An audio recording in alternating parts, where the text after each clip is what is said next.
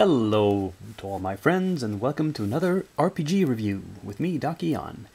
And today we're taking a look at a game called Bethorm, the Plain of Tekumel, which, as the name might indicate, takes place in the setting of Tekumel, which is a planet. If you don't recognize the name, then you're not an old school gamer. Tekumel is the setting for the third role-playing game to ever be published, which was named Empire of the Petal Throne. The setting is the creation of a Professor M.A.R. Barker, who was a professor of Urdu and South Asian Studies. And he created this world originally as an exercise in imagination for himself, and because he liked making up imaginary languages. This might sound familiar. Yes, this is how Tolkien made up Middle-earth as well. The difference being that Tolkien wrote novels in his world, and Professor Barker instead made a role-playing game. I mentioned Tekumel briefly in my last review of HeroQuest Glorantha, because I said that you can argue which setting is the oldest. It doesn't really matter. I mean, they both Glorantha and Tekumel are extremely detailed and deep settings.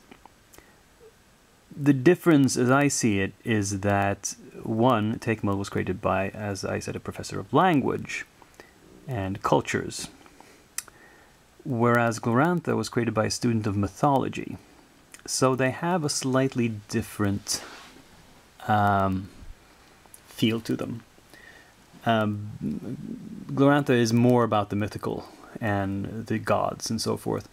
Tekumel is, as the subtitle down here says, rules for science fantasy roleplay on exotic planets. There are gods and demons and so forth on Tekumel, but they're explained away as simply being mighty other planar beings. They're not really divine. They're just very, very powerful, and they have an advanced science which is indistinguishable from magic. And magic in Tekumel is in fact done as through a kind of psychic powers, really. It's pulling energy from other planes of existence through the powers of the mind, because the sort of membrane between the planes is thinner on Tekumel than on many other places in the universe. So, as I said, it's a very different feel. Now, this game is pretty new. It was published, well, only last year. I helped kickstart it, so I have this special edition for Kickstarter backers. This edition is written by Jeff D. He gives credit to the original author here as well. And if we take a look, if we divide it up the way I did my last review between what's system information and what's setting information, the interesting thing about this book, well, first off, some stats. It's about 250 pages. It can cost you anything from $35 to $65, depending on where you buy it and if you go for the soft cover or the hard cover. Out of these 250 pages, only about 10 pages are pure setting information, and only another 30 or 40 are pure system information. All the rest is a mix of system and setting. In fact, a majority of the pages, more than half, maybe 2/3, are taken up by spells, monsters, and magic items, which is a way to give sort of crunchy system stats to setting information. And the reason it's set up like this is that while there have been many attempts to publish game systems set in Tekumel, none of them have taken off commercially. None of them has survived very long. As far as I'm aware, they're all out of print now, except for this one.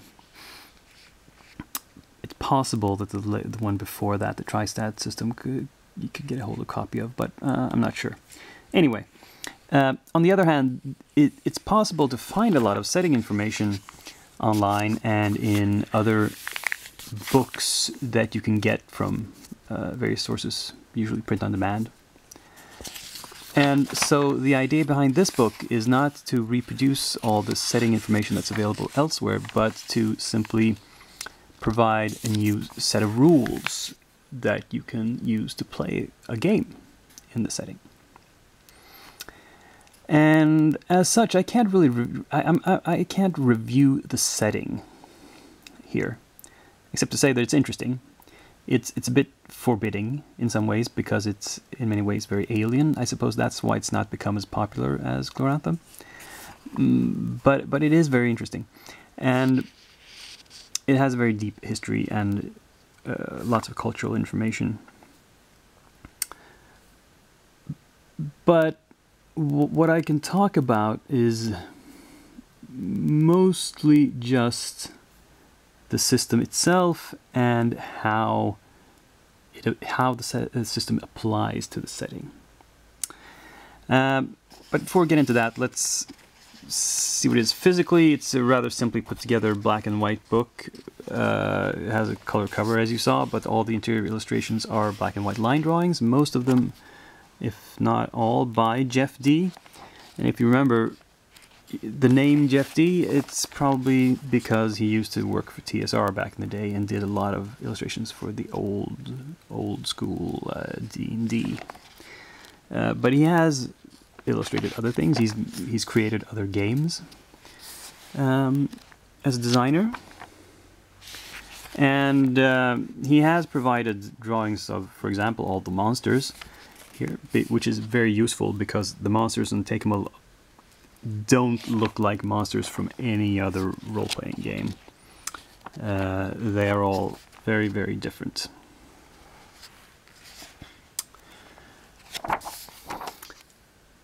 Now, the system. The system is actually another example of a generic system that has been transplanted into a particular setting and adapted to it. The system in this case is called the Pocket Universe system. I have not encountered it before, but it's apparently used in some other games as well. It is a very traditional role-playing game system. It's by no means an indie game. It has rules for all the usual stuff.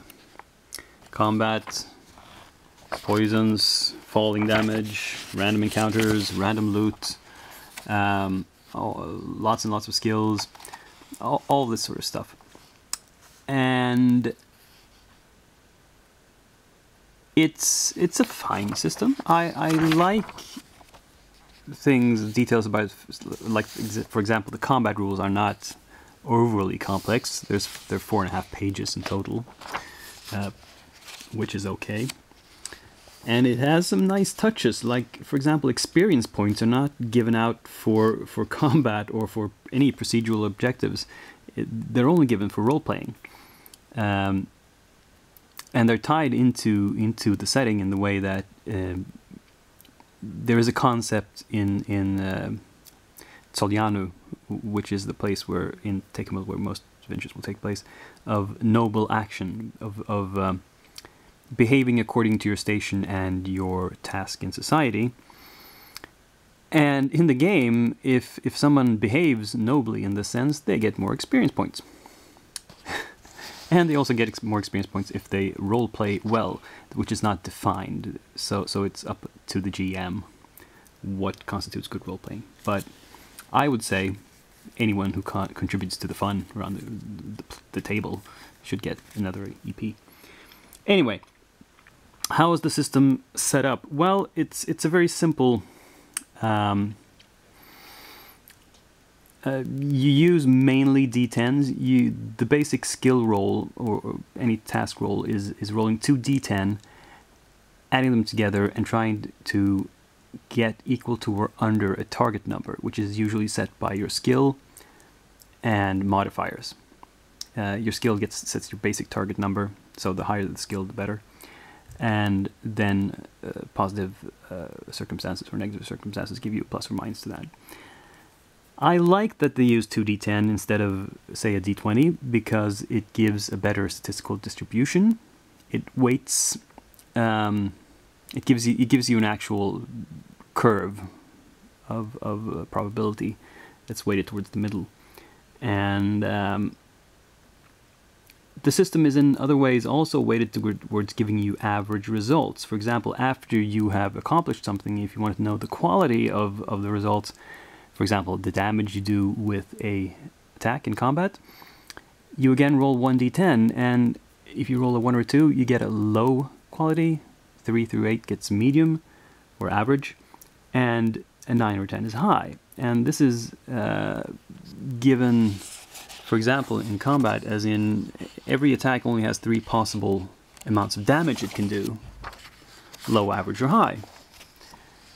For example, here you can look at a quarterstaff, which gives you a bonus to hit, which is nice, and then it has damage 2/4/6, meaning, yeah, on the average it'll do 4 points of damage. Sometimes 2, sometimes 6. But you don't get this huge variability you have in other games where you roll an entire die, like you're rolling a d8, for example, gives you 8 possible results. Here we only have 3 possible results. It cuts down on unpredictability, and in general I like this. I also like that they try to keep stats, your characteristics, to a minimum. There's only 1, 2, 3, 4, 5 of them, and one of them will only be used by magic users, leaving 4 that most other people have. Here they are: physique, deftness, intellect, and willpower, and psychic ability for sorcerers. The only thing I don't agree completely with in this system is that character generation, the way it's set up, is very open to, and in fact implicitly seems to encourage, min-maxing. I can't see very many effective builds. If you're interested in system efficiency for your character, then there's not a lot of different ways you can go about it. You have rather limited options as far as setting your characteristics. Then you have something called, you can take disadvantages to get points which will give you advantages, and this is like the usual system where you can take, oh, you have a limp, and that will let you take that you're ambidextrous, so you get a disadd and an add in a normal way.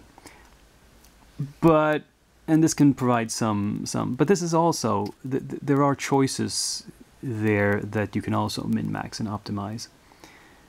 And I realize for all, this is not a minus for all players. Some people like this sort of thing, and I've had phases in my role playing where I also enjoyed, you know, gaming the system, finding out the optimal route to a powerful character. But it seems a little bit at odds with the idea of the setting, which is not to play murder hobos, but to play people deeply embedded in the culture. And the experience point system I mentioned before encourages that, but the character creation does not. So there's a little bit of a disconnect there. I'm not sure how bad that is. It's probably not it doesn't kill the game by any stretch of the imagination, but it's just a little note in the margin. So on from the basic system to the how does it adapt the setting? Well, Tekumel has always been a place where the magic system contains a lot of different spells, and this carries on that tradition. There are, well, let me look at the table of contents. Where are the spells? Spells are, oh, all this is spells. So it's from page 82 to 155. That's 73 pages. that is more than a quarter, nearly a third of the book is spell lists. It'll give you some idea of how many spells there are. And they have their traditional names. Everything in Tekumel has funny names. Like here we have the Polycrest of the Third Octant. What the heck is that? Well, under that spell you have specific effects like Vigor, which is, you know, making you more vigorous. This is what a spell in another fantasy role-playing game might be called. They might call it something like Vigor or Vitality or Devitalization, but not the Polycrest of the Third Octant. But it's flavor. It's what makes Tekumel Tekumel.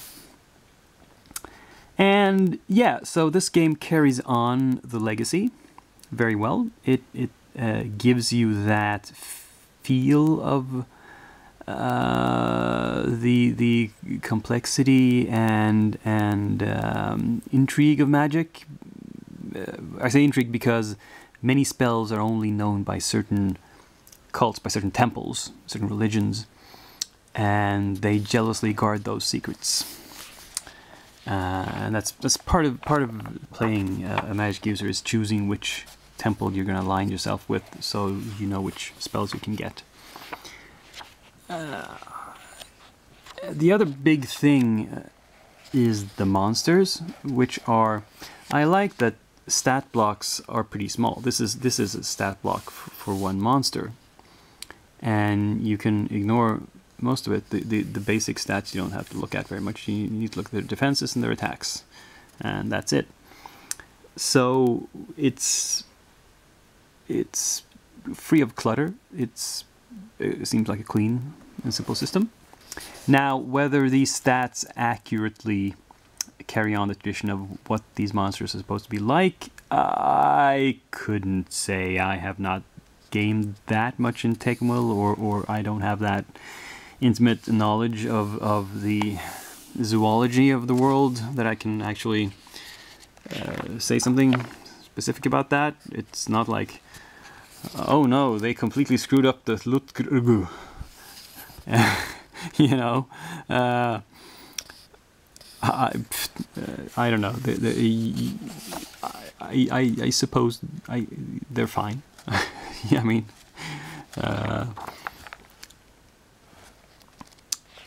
what you gonna do?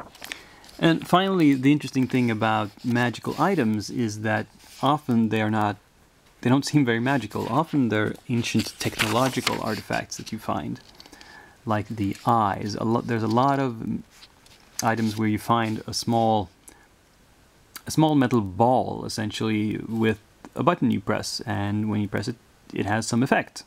And these are called eyes. And there's 45 different kinds that are known, and they are in fact technological items, not magical, though they sometimes draw on magical energy. So again, they sort of fuzzy that line between science and magic. And oh, like I said, it ends with some ideas about character advancement. It keeps these old levels from the old level-based system. They call them circles, but in this case, it doesn't have anything to do with your skills or your experience points or anything. It's simply doing things for your employer to get promoted, and the only thing it leads to is getting a raise, getting a better income, and you know, social status, of course. But yeah, I find it interesting that this is still in there. And they have an appendix which gives you some ideas about further reading and some maps and stuff. And a character sheet, of course. So, do I recommend this game? Well, because it doesn't contain any setting information, very little setting information, you have to know whether you like the setting first, which means you have to read up on the setting. You have to get some other books, possibly, to read through about the world and decide if you like that. And if you do, then getting a book like this is probably a good bet, because sure, you could adapt the setting yourself to some other gaming system you like, but as you saw, there's all these hundreds of spells and strange creatures. You can't just take the stats for an orc from some other game and just plug them in. You need to have the specificity of this setting. So it's good to have a system like this, which is a little bit generic, but simple enough. It's clean, it's functional, it doesn't get in your way, and while the system itself might not have much of the flavor of the setting, the author of this book has worked to give it some flavor. So, yeah, I would say that Bethorm, on the whole, accomplishes what it sets out to do. That is my opinion of this book. It might be a while before I have time to read another RPG to review, but it could happen. You never know. So, until I see you in the next video, rather you see me or hear me in the next video, this is Dakian, signing off.